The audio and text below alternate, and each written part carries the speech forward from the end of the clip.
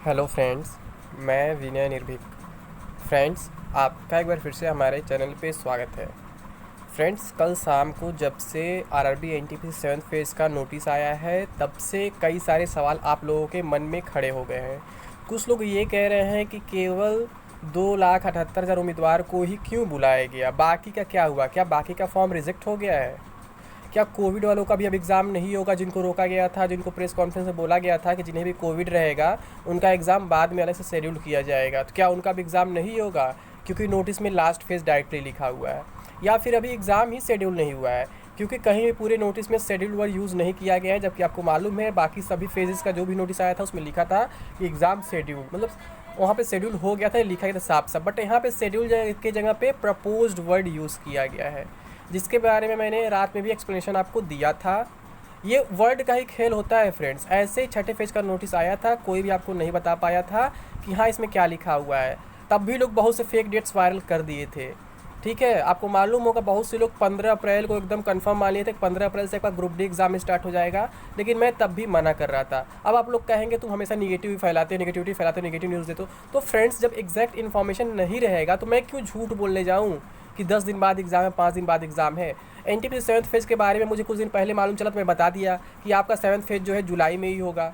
ठीक है, बस क्या है, सब कुछ लॉकडाउन के ऊपर डिपेंडेंट है। अगर लॉकडाउन एक्सटेंड होता है तो वो भी एग्ज़ाम शायद ना हो पाए, क्योंकि आपको मालूम है 16 जुलाई तक अभी तक लॉकडाउन है। ठीक है, ओडिशा मैक्सिमम, और वहाँ पे कुछ जगह पे अभी ट्रांसपोर्टेशन स्टार्ट नहीं हुआ है। और मैं ये भी बोला था कि अगर मान लीजिए लॉकडाउन खत्म हो जाते हैं, फिर से नया लॉकडाउन स्टार्ट हो गया कहीं कहीं, जैसे मान लीजिए डेल्टा प्लस वेरिएंट कहीं बढ़ गया, तो फिर प्रॉब्लम खड़ा हो सकता है। तो मैं सारे कंडीशन आपको बताया था कि अगर ये सब कंडीशन हम देखें, अगर लॉकडाउन एक्सटेंड नहीं होता है, अगर नया वेरिएंट नहीं फैलता है, तो आपका एग्ज़ाम जो है 3rd या 4th वीक में यानी कि जुलाई में ही हो सकता है। 3rd या 4th वीक क्यों? क्योंकि 2nd वीक तक तो ऑलरेडी लॉकडाउन है 16 जुलाई तक, तो यानी कि जुलाई लास्ट में हो सकता है, मैंने आपसे कहा था। अब इसमें ये कन्फ्यूज़न हो गया, इस नोटिस में क्यों प्रपोज्ड वर्ड यूज़ किया है, क्यों शेड्यूल्ड वर्ड यूज़ नहीं किया है। ठीक है फ्रेंड्स, तो फ्रेंड्स आपको मालूम होगा, मैं भी यही बात आपसे कह रहा था कि अभी तक जैसे जैसे अभी बोला तुरंत मैं ना कि ये कंफर्म नहीं है। सिंपल सी बात यही है। आप लोग इंग्लिश के वर्ड का मीनिंग नहीं निकाल पाते हैं, बस उछलने लगते हैं हवा में, अरे अब तो नोटिस आ गया, अब एग्ज़ाम हो जाएगा, अब ये हो जाएगा, वो हो जाएगा। कुछ लोग तो ये भी उम्मीद कर लिया तुरंत इसके बाद ग्रुप डी भी हो जाएगा, जबकि मैं कई बार मना कर चुका हूँ कि अभी ग्रुप डी होने में टाइम लगेगा, अभी उसका कोई चांस दिख नहीं रहा है। ठीक है, शेड्यूल्ड और प्रपोज्ड वर्ड में बहुत डिफरेंस होता है फ्रेंड्स, आप लोग गूगल करके चेक कर सकते हैं। ठीक है, तो लेकिन आप लोग को विश्वास नहीं करना है तो ना करिए, मुझे किसी से कोई कंप्लेन नहीं है, लेकिन मैं हमेशा सच ही दिखाने का प्रयास करूँगा, सच ही बताने का प्रयास करूँगा। आप लोग थोड़ा सा इंग्लिश का नॉलेज बढ़ाइए। मैं मानता हूँ आप लोग रेलवे के कैंडिडेट हैं, इंग्लिश का इसका यूज़ नहीं होता है, लेकिन फिर भी आप गूगल तो कर ही सकते हैं कि इस प्रपोज्ड वर्ड का क्या मतलब है, शेड्यूल वर्ड का क्या मतलब है। शेड्यूल का मतलब ये होता है कि हम उस चीज़ को मतलब कंफर्म कर चुके हैं कि हमारा एग्ज़ाम जो उसी डेट पे होगा। प्रपोज का मतलब अभी हम प्रपोजल रखें, प्रस्ताव है, प्रस्तावित है, कंफर्म नहीं है, इसलिए इस वर्ड का यूज़ किया गया है। नहीं तो अगर शेड्यूल वर्ड रख के रेलवे पोस्टपोन करता, फिर आप लोग रेलवे को गाली देते कि तो नोटिस निकाला था, बोला था एग्ज़ाम हो जाएगा, ये करेगा, वो फिर क्यों नहीं कराया। इसलिए रेलवे ने अपने आप को बचाने के लिए यहाँ शेड्यूल की जगह पे प्रपोज्ड वर्ड यूज़ किया, और ऐसा किया भी जाता है ताकि बाद में कोई कंप्लेन ना कर सके। तो कुछ लोग कह रहे हैं कि तुम तो कह रहे हो रेलवे ही नोटिस गलत निकाला है। फ्रेंड, रेलवे नोटिस गलत नहीं निकाला है, रेलवे सही निकाला है, रेलवे कंडीशन के ही अकॉर्डिंग नोटिस निकाल रहा है। रेलवे ये बताना चाह रहा है कि हम भी प्रयासरत है कि आपका एग्ज़ाम हो जाए, लेकिन सब कुछ डिपेंड करता है सिचुएशन पे, कंडीशन पे, कि कैसा सिचुएशन है, कैसा कंडीशन है। इसलिए रेलवे ने वहाँ पे शेड्यूल की जगह प्रपोज्ड वर्ड मेंशन किया है, यानी कि एग्ज़ाम उस डेट पे हो भी सकता है, नहीं भी हो सकता, ये महज एक प्रपोजल है, अभी कोई इसका कन्फर्मेशन नहीं है। अब अगर हम बात करें इतने कम कैंडिडेट्स क्यों बुलाए गए हैं, जैसे देख रहे हैं बार बार इस पर कमेंट आ रहा है। और सबसे पहले कमेंट लिखा है, भाई आप ग्रुप डी और एनटीपीसी सीबीटी 2 की भी मंथ बता दो कब होंगे। तो फ्रेंड्स, मैं बता दूं, मैं आपको कई बार बता चुका हूं कि रेलवे के एग्ज़ाम्स के बारे में बहुत ज़्यादा कन्फर्म इन्फॉर्मेशन कभी निकल नहीं पाता है। अगर कोई डेट्स वायरल निकलता है तो फेक ही साबित होता है। आप अब तक देख चुके हैं, अभी भी ग्रुप डी एग्ज़ाम डेट को लेकर के एक डेट वायरल हो रहा है 20 अगस्त। अब उसके बारे में कितनी सच्चाई है मुझे नहीं मालूम है। ठीक है, मैं ये नहीं कह पाऊंगा अभी सही है या गलत है। मैं आपको कई बार बता चुका हूँ कि मैं किसी को सही बोलता हूँ तो भी प्रूफ के साथ बोलता हूँ, किसी को गलत बोलता हूँ तो भी प्रूफ के साथ बोलता हूँ। जब 15 अप्रैल के डेट्स का हल्ला हुआ था तभी मैं बोला था नहीं हो पाएगा, क्योंकि इतना जल्दी पॉसिबल नहीं। जब एनटीपीसी नहीं हो पाएगा तो आप ग्रुप डी कैसे सोच सकते हैं? क्योंकि जब छठा फेज आया था ना 8 अप्रैल तक हुआ था, तो लोग अपने दिमाग में एक्सपेक्टेशन लगा लिए थे कि 12-13 अप्रैल तक आपका 7वां फेज हो जाएगा, फिर 15 अप्रैल से ग्रुप डी हो जाएगा। लेकिन आपको मैंने छठे फेज में ही बता दिया था कि 7वां फेज ही अभी नहीं होगा, एग्जाम यहीं पर ब्रेक ले रहा है, क्योंकि ऐसा उस नोटिस में मेंशन था। उस नोटिस में साफ साफ लिखा था कि अब 7वें फेज को शेड्यूल नहीं किया गया है। अब जस्ट यही चीज़ 7वें फेज के अभी के नोटिस में भी लिखा गया है, यहाँ पे शेड्यूल वर्ड कहीं लिखा नहीं गया है, ये प्रपोज्ड वर्ड लिखा गया है। ठीक है, तो वहाँ 15 अप्रैल का डेट वायरल हुआ तो मैंने डायरेक्टली मना कर दिया था, तो वहाँ भी लोग मुझे गाली दे रहे थे कि तुम नेगेटिविटी फैलाते हो, तुम चाहते ही नो एग्जाम हो। अरे भाई, मेरे कहने या ना कहने से एग्जाम थोड़ी ना हो जाएगा, मेरे चाहने ना चाहने से थोड़ी ना हो जाएगा। एग्जाम तो आरआरबी कराएगा, मैं तो एग्जाम कराऊंगा नहीं।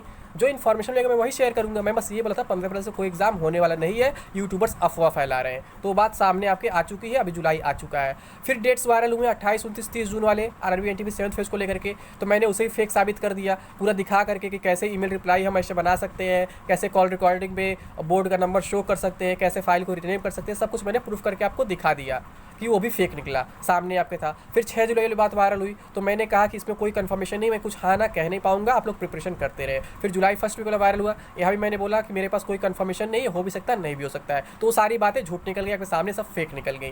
ठीक, तो अब आप हमसे पूछेंगे, जो हम दूसरों खुद गलत साबित कर रहे हैं, बता रहे गलत है, कोई डेट नहीं मिल सकता है, तो हम कैसे आपको एग्जैक्ट डेट बता दें? एनटीपीसी का मालूम था तो हम बता देंगे, लेकिन ग्रुप डी और सीबीटी तो बहुत लंबा कहानी है फ्रेंड्स, इतना जल्दी नहीं पॉसिबल है। पहले आप एनटीपीसी 7th फेज तो करा लीजिए, पहले ये तो कंफर्म हो जाए, उसके बाद सोचेंगे। उसके बाद एसएससी के एग्जाम्स बचे हुए, तब तक ग्रुप डी का नंबर आएगा ना, क्योंकि ग्रुप डी का अभी तक एक भी बार शेड्यूल ही जारी नहीं किया गया, तो कैसे आप सोच लेंगे ग्रुप डी हो जाएगा? मैं बस यही कहूँगा कि एक्सपेक्टेड है सितंबर के आसपास हो सकता है, और अगर बहुत जल्द हुआ तो 15-20 अगस्त, यानी 15 अगस्त के बाद पॉसिबल मान सकते हैं, उसके पहले लगभग हम इम्पॉसिबल कह सकते हैं। 15 अगस्त के पहले इम्पॉसिबल कहते हैं, ठीक है। लेकिन 20 अगस्त का मतलब ये नहीं कि मैं वही बात कर रहा हूँ जो डेट वायरल हो मैं उसी डेट पे कह रहा हूँ, उसके आगे पीछे कुछ अलग हो सकता है। मतलब मेरे कहने का सेंस ये है कि पॉसिबिलिटी जो भी है 15 अगस्त के बाद की है, उससे पहले बिल्कुल नहीं है, और मैक्सिमम चांसेस यही सितंबर के आसपास हो सकता है स्टार्ट, यानी कि अगस्त में भी कम चांसेस है स्टार्ट होने का, अगर एग्जाम स्टार्ट होता है तो। अदरवाइज थर्ड वेव आता है तो बहुत लंबा खिंच सकता है। तो फ्रेंड्स प्लीज़ आप लोग ऐसे डेट्स बार बार ना पूछें, मंथ्स बार बार ना पूछें,